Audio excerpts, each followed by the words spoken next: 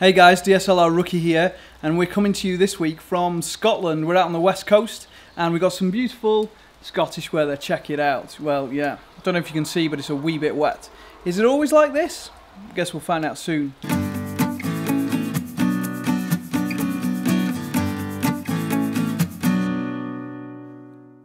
So yeah, it's just a family holiday, but I wanted to try out some gear I'd had and I hadn't had a chance to use yet. So I'm trying out my Sigma 18-35mm f1.8, I got a used one, and a Canon 24-105mm f4, that's the image stabilized version 2. So yeah, I wanted to check out those and we'll see how we get on with it, but let's see if we can improve the weather a wee bit. Come on, we can do this.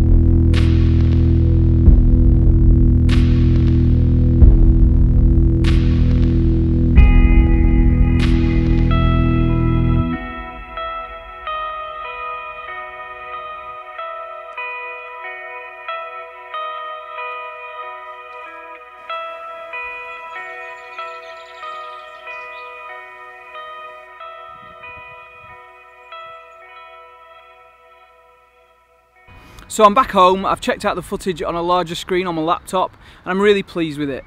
The Sigma 18-35mm f1.8 has been great, I've been really pleased with it. I bought it for some wider angle stuff. I normally use a 35mm f2 prime, which I love, but for establishing shots, for using with a gimbal, for doing some vlogging like this, talking to the camera, I just needed something wider. So this is what I got, and it's been great on the whole. So the lack of image stabilization on the lens wasn't a major problem. I was really surprised with the results. Vlogging handheld, because I was using it at 18mm, yeah, it was pretty good, the footage straight out of camera, and obviously you can add a little bit of stabilization in post with your editing software. So yeah, that was good, because I bought this lens to use the shallow depth of field of a large aperture, because it goes up to f1.8. The autofocus was a bit of an issue.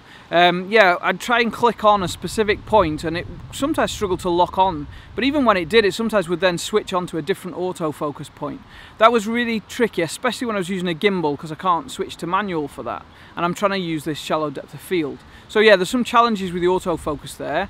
I don't know, maybe I need to research how it can be recalibrated. And I'm using it on a Canon 750D, so it doesn't have the dual pixel autofocus of something like a Canon 80D or the 800D. So what about the Canon 24-105mm f4 image stabilized version 2? Love that lens, it's great, really good. I'm really impressed with the image stabilization. When it's on, it's superb. when you switch it off accidentally because you don't realise and everything's moving on a boat, you lose some footage, but that was my bad. Yeah, really good colour on it, I'm impressed with that, and it's handy for me to have a longer lens to be able to punch in if I'm trying to see something a bit further away. It was really helpful for that. Unfortunately, on an APS-C crop sensor camera, 24mm is not really quite wide enough for some things, and I was really hoping that I could use it for vlogging because of the image stabilization. But yeah, 24mm not wide enough for vlogging on a crop sensor camera, so yeah, wasn't the best solution for that. All round, really good lens though, and it's the only weather seal lens I've got, so if it starts to get wet, it's my only option. Okay, so what about the Ronin S gimbal? I've been really impressed with it so far. Really easy to use. I'm not an experienced user. I need to get some more practice. I'm loving the stuff I'm getting, especially when you get close to the ground and some movement shots. It's been great. It's not as heavy as I thought as well. When I first got it, it was quite heavy, especially compared to some of the other stuff. But then actually, when you start using it and get used to it, I was absolutely fine with the setup that I've got. So yeah, that was great. Still having some issues about getting the right microphone mounting on it. But yeah, superb so far. So the only issue I've come across so far with it is that I can't fit it in my backpack when it's assembled. So between shots, when I'm moving around, it'd be great to be able to stow it somewhere, and I've not found an ideal solution for that. I can take the tripod off and kind of strap it to the outside of my pack. I've got a low pro Tactic AW350, but it just won't fit in there with other gear. And yeah, I need to find a better solution for carrying it around. But yeah, easy to use, not as heavy as I thought, really consistent, and I am so pleased with the results. So yeah, it was a really good chance for me to use some gear, get some practice in. There's pros and cons to each bit of equipment, but on the whole I was really happy. I hope you enjoyed the B-roll. I hope this is quite helpful for some of you, and yeah, I'll see you next time on DSLR Rookie. See ya.